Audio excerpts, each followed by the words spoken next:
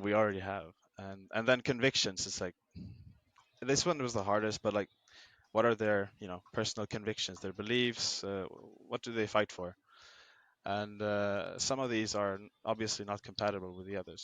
So, uh, but Davout, I mean, strengths. He's generally brilliant. I mean, he effective at pretty much everything he did. And wrote unyielding, but he did not back down from a fight. He was severely outnumbered by the Prussians, right? And you can probably go into detail on that in a while. Mhm. But he was outnumbered, and he just stood his ground and beat back the Prussians. Although, Might I add one yeah, yeah, impressive thing of Davout because he was one of the first 18 marshals.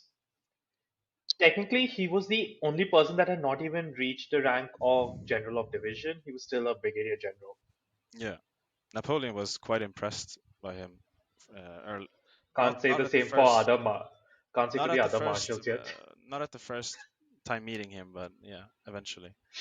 But his one of his strengths, being unyielding, it also is a weakness at times. So he was extremely rigid and stubborn, and he was also quite unpopular among other marshals, which will be a problem.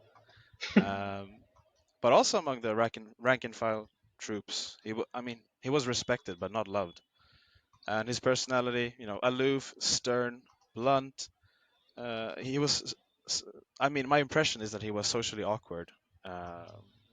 Might have been like some sort of, high functioning autism going on there. I don't know.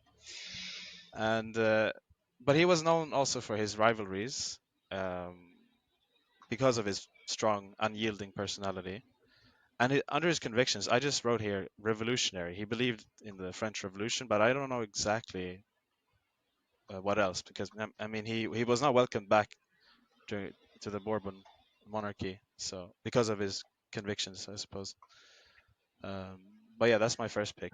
Do you want to talk Yeah, about I it think I more? might just, yeah, I could just add a little bit. So I'm not going to get too much into detail, but he is known as the Iron Marshal, which he earned at the Battle of Jena-Auerstedt, where he took on the main Prussian army alone, despite being outnumbered 2-1, held his ground despite the odds, and he was quite a good trainer of his men. So his corps at that time, between the years 1805 to 1808 and such, when it was under his command, the Third Corps was considered the best trained corps of the army.